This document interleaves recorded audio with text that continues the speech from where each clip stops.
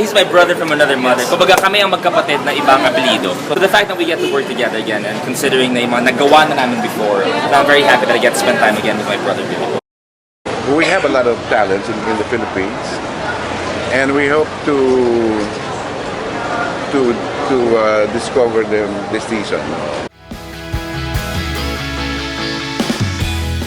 Ayokong maging Pilipinas Got Awa lang itong palabas natin. Gusto ko talagang talento, talagang deserving, talagang lahat na makakapanood ay magdidesisyon na tama yung napili namin at lahat mapapaklap champion.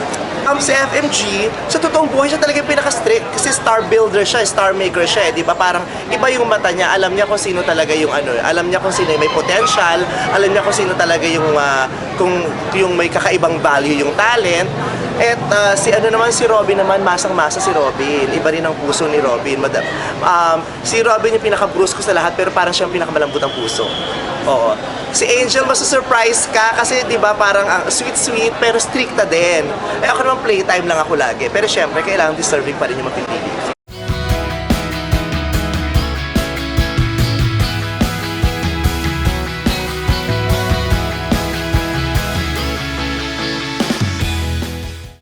Ako po ay kakampi ng contestant. Ako ay hindi magiging masyadong mahigpit. Hindi na naman ako magiging maluwag. Ako ay hindi magmamagaling.